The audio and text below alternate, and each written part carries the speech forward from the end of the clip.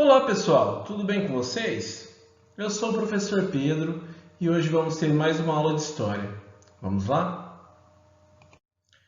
Para que vocês possam acompanhar aí de casa, eu sugiro que abram a apostila na página 190. Hoje nós vamos trabalhar o módulo 5, Múltiplas Experiências.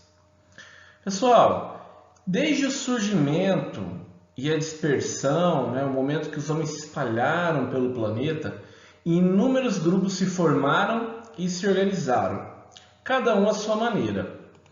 A necessidade de sobrevivência levou ao desenvolvimento de muitas formas de coletar e produzir alimentos, encontrar ou fabricar abrigos, materiais para cobrir e aquecer o corpo, recipientes para guardar água e comida, armas para ataque e defesa.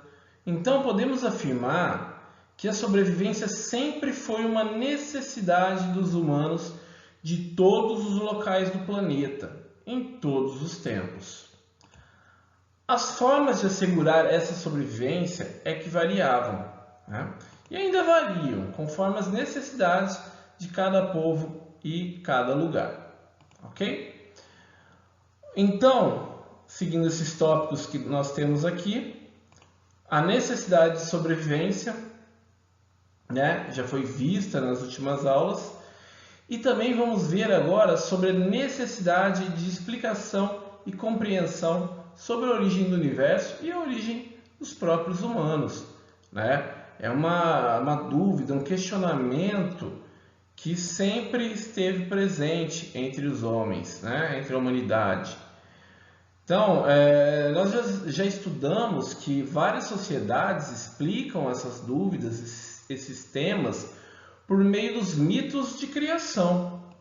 Ao longo da história, as sociedades de todos os tempos e lugares manifestaram suas crenças em forças da natureza ou em deuses.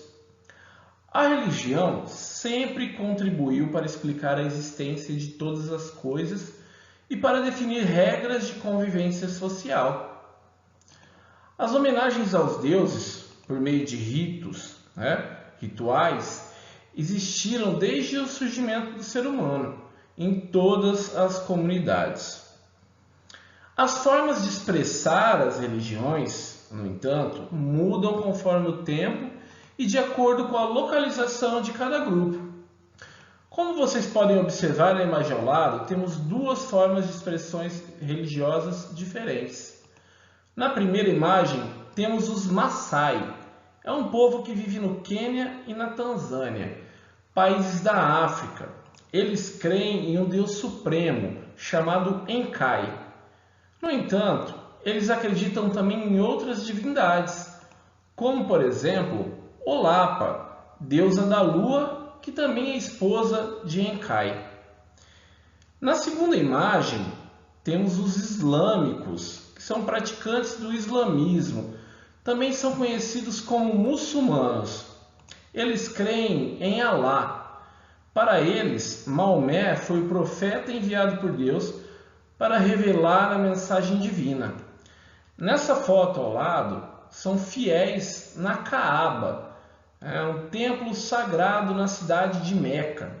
Vale apontar que aqui no município de Barretos, a comunidade muçulmana é muito importante, sendo a cidade de Barretos a primeira a construir uma mesquita, que é o templo religioso dos muçulmanos. Muitas sociedades foram ou são politeístas, que cultuam vários deuses. Algumas deixaram o politeísmo e se tornaram monoteístas, cultuando um único Deus. Ok? E outras cultuaram e cultuam as diversas formas da natureza. A primeira expressão de religiosidade das comunidades humanas foi o culto à força da natureza, certo? Consideradas ou não deuses, a essas forças eram atribuídos poderes sobrenaturais: o sol, o fogo, a água, o vento, a chuva. Era como se eles tivessem poderes especiais, certo? eram cultuados e tinham grande importância nas comunidades. Muitas sociedades acreditavam que esses elementos da natureza tinham vontade própria e podiam ajudar ou castigar os humanos. Para muitas comunidades, esses elementos da natureza eram deuses. As sociedades que cultuavam vários deuses eram conhecidas então como politeístas, né? Como vocês podem ver aqui no slide, né? Politeístas, dividindo a palavra então, poli, vários deuses, teísta, vários, desculpem, e teísta, Deus. Então, politeístas, vários deuses, ok? Diversos povos acreditavam em deuses com aparência, né, e comportamentos semelhantes aos dos humanos, mas, né, eles eram dotados de poderes especiais, eram divindades, né? Assim, havia o deus do fogo, o deus dos raios, o deus da morte. A gente tem como exemplo os antigos gregos, eles eram politeístas, né? Muitos aspectos das emoções humanas eram atribuídos aos deuses, né? Aos deuses gregos. Então o deus tinha raiva, ele se apaixonava, ele tinha ciúmes. Os gregos acreditavam que os deuses moravam no Monte Olimpo e que Zeus era o deus que liderava os demais deuses, né? E eles representavam em estátuas, né, que eles colocavam nos templos para adorar esses deuses. Nessas estátuas aqui, da imagem ao lado, essa estátua central aqui, então seria o líder de todos os deuses para os gregos, né? Seria Zeus, ok? Acreditava-se que quando contrariados, os deuses mandavam desgraças ou demônios para castigar os homens, né, a humanidade. Para atrair coisas boas e evitar castigos, os povos costumavam oferecer orações e presentes, né, chamados de oferendas aos deuses, né? Muitos usavam amuletos, objetos considerados mágicos, que atraíam uma simpatia dos deuses, né? E afastavam os seres malignos, né? Muitas dessas crenças também estavam ligadas à morte. Seguir determinadas práticas religiosas era uma forma de evitar perigos, ou de adiar a própria morte, ou até mesmo assegurar outra vida depois da morte. Por isso, em algumas sociedades, os mortos eram enterrados com seus pertences. O objetivo era utilizá-los novamente na outra vida. Temos, por exemplo, os egípcios, né, que davam muito valor para a vida após a morte e eram enterrados com grandes tesouros. É importante destacar que há muitas sociedades que continuam a praticar o politeísmo nos dias de hoje. Podemos usar como exemplo o hinduísmo, né? Na imagem aqui ao lado nós temos alguns deuses do hinduísmo, que é uma religião politeísta. Ao contrário do politeísmo, o monoteísmo significa a crença em um único Deus. Também é fácil, é só dividir a palavra, né? Mono, um, teísmo, Deus, né? A crença em um único Deus. Um dos primeiros povos monoteístas de que se tem conhecimento na história são os hebreus. Eles habitavam uma região do Oriente, né, entre a África e a Ásia, próximo ao mar Mediterrâneo. Dá uma olhadinha na imagem ao lado, né? Esses foram os territórios, então, ocupados pelos judeus, ok? Próximo ao Egito, então, né? Próximo ao mar Mediterrâneo.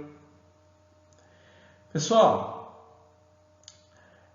os hebreus, eles acreditavam em um único Deus, Jeová, que segundo eles era o Criador do universo e de toda a humanidade. Portanto, para os hebreus, Jeová estava acima das forças da natureza, porque ele era o Criador delas. os fenômenos naturais, a chuva, vento, tempestades, secas, eles não tinham vontade própria, né? Nem deuses que as dominavam, mas sim estavam sujeitos à vontade de um Deus único. Os hebreus faziam orações e oferendas unicamente a Jeová. Acreditavam que ele falava com seu povo através dos patriarcas, que foram os primeiros líderes, né, dos hebreus. Também através dos profetas e dos líderes escolhidos, como, por exemplo, Moisés. Segundo os hebreus, Deus escolheu Moisés para entregar uma tábua com 10 mandamentos, que deveriam ser seguidos pela população. A religião monoteísta dos hebreus se tornou conhecida como judaísmo, nome vindo de um dos reinos hebreus, o reino de Judá, como vocês podem ver no mapa abaixo. E seus seguidores passaram a ser chamados de judeus. Os relatos da história dos hebreus e de sua relação com Jeová estão na Bíblia, na parte chamada de Velho Testamento. Essa religião existe até os dias atuais. Devemos nos lembrar que diversas religiões monoteístas se desenvolveram ao longo da história. O cristianismo é uma delas, que inclusive foi muito influenciado pelo judaísmo. Outra religião que existe até hoje é o islamismo, que possui algumas semelhanças com o judaísmo e com o cristianismo. O islamismo é aquela que a gente viu no comecinho da aula, certo? Na imagem ao lado, nós temos, na primeira, de cima, o Muro das Lamentações, um local muito importante para os judeus. E abaixo, duas celebrações, reuniões de fiéis do cristianismo. Essas são as 3 maiores religiões monoteístas: o judaísmo, o cristianismo e o islamismo. Essa imagem ao fundo é de um ritual na Índia, no qual os hindus, que são politeístas, se banham no rio Ganges. Pessoal, na aula de hoje, vocês conheceram o que há de comum e o que há de específico nas crenças e manifestações religiosas. Na próxima aula, continuaremos no módulo 5 e vamos ver sobre o processo de surgimento das cidades na história, ok? Bom, espero que tenham gostado da aula. Assim, ao lado, está o meu contato, caso tenham dúvidas. Bons estudos para vocês, muito obrigado e até a próxima aula.